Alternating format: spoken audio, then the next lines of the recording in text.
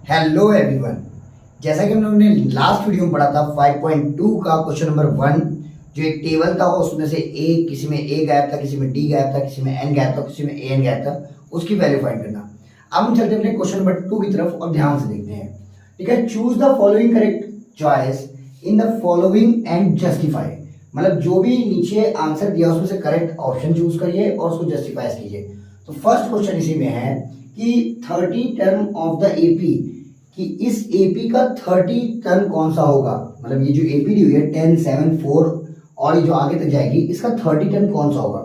कभी भी choose the multiple choice question हो, कभी भी मल्टीपल चॉइस क्वेश्चन हो, अगर उसको आपको जल्दी करना है तो थोड़ा ध्यान से क्वेश्चन को देखिए, आपको आंसर एक बार मिल सकता है। देखिएगा, अगर हम बात करें इस एपी की, जो एपी इंक्रीज हो रहा है या डिक्रीज हो रहा है, तो हम ध्यान देख सकते हैं ये एपी क्या हो रहा है, डिक्रीज हो रहा है। यानी 10 है, 7 है, 4 है और ये जब आगे जाएगा तो और डिक्रीज होगा, क्योंकि कॉमन डिफरेंस सेम है। तो ये एपी आगे जाकर ये और डिक्रीज होगी। तो अगर आगे और डिक्रीज होगी तो आपको 4 के बाद या आगे चल करके आपको नेगेटिव नंबर मिलेंगे, ना कि पॉजिटिव नंबर। तो उस हिसाब से ये ऑप्शन भी गलत हो गया और ये ऑप्शन भी गलत हो गया। अब आपके पास इन दोनों ऑप्शन बचे हुए हैं कि इन दोनों ऑप्शन में से कौन सा ऑप्शन सही है। तो ध्यान से देखिए, इसमें जो कॉमन डिफरेंस वो कितने का है, तो हम कह सकते हैं -3 का है। क्या -3 10 को डिवाइड, जो 10 है वो -3 से डिविजिबल है, तो हम कहेंगे नहीं। क्या 7 है वो -3 से डिविजिबल है, तो हम कहेंगे नहीं।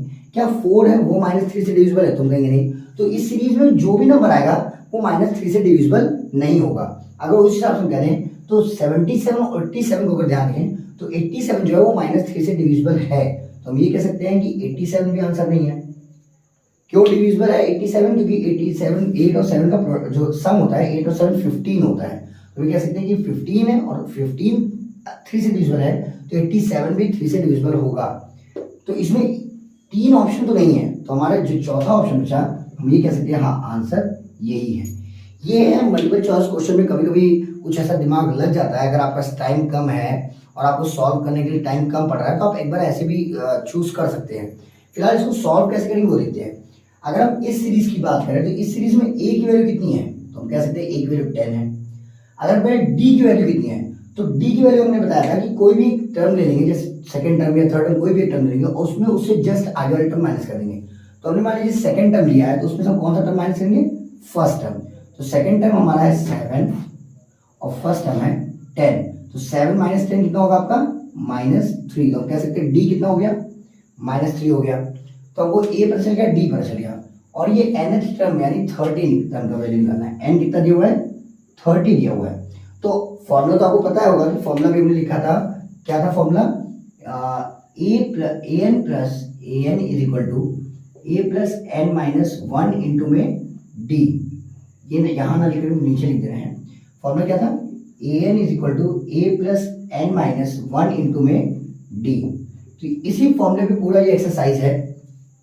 तो हमको 30 टर्म निकालना है। हमको कौन सा टर्म निकालना है, 30 टर्म की वैल्यू निकालनी है। तो हम a30 निकाल सकते हैं। तो फॉर्मूले को देखिए हम शॉर्टली भी यूज कर सकते हैं कि अगर 30, जैसे यहाँ पे n था, यहाँ n-1 हो गया, मतलब एक कम हो गया।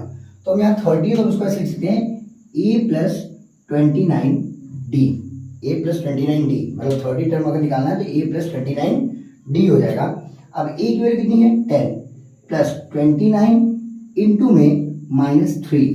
तो हम ये लिख सकते हैं 10 29 इंटू 3 करेंगे कितना आएगा, तो 29 3 से 18 की 3 9 से 27, 3 9 से 27 की 7 और कैरी चली जाएगी 2, 3 2 6 2 8 और एक नंबर प्लस एक नंबर माइनस, तो माइनस। तो 10 - 87 ये आएगा -77।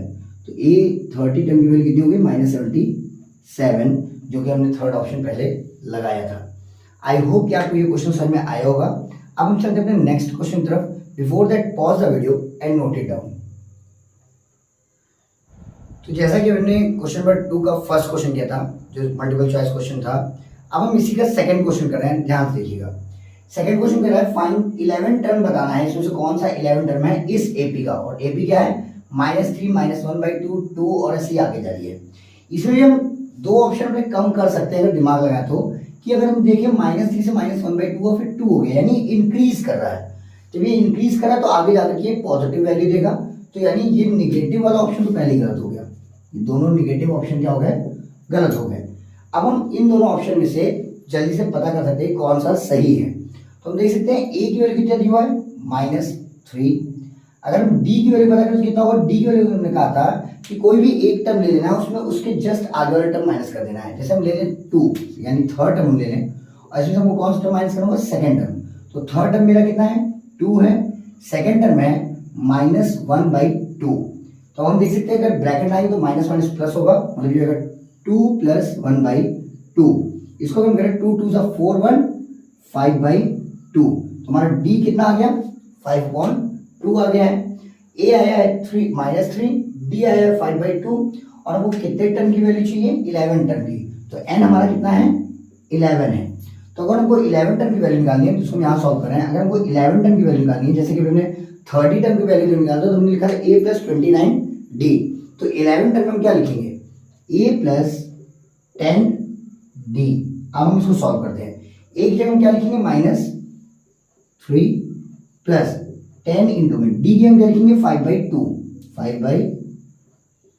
तो इसे 2 1 2 2 5 10 -3 और ये 5 और 5 को मल्टीप्लाई होगा क्योंकि बीच में मल्टीप्लाई का साइन है। तो 5 5 होगा 25। अब हम देख सकते हैं एक नंबर पॉजिटिव है और एक नंबर नेगेटिव, तो ये सब्ट्रैक्ट होगा। 25 - 3 कितना होगा 22, यानी ए 11th की वैल्यू होगी आपकी 22, option number B. I hope कि आपको ये क्वेश्चन भी समझ में आया होगा। अब हम मिलते हैं अपने नेक्स्ट वीडियो में नेक्स्ट क्वेश्चन के साथ। Before that pause the video and note it down. तो हम मिलते हैं अपने नेक्स्ट वीडियो में नेक्स्ट क्वेश्चन के साथ। तब तक के लिए थैंक यू एंड बाय।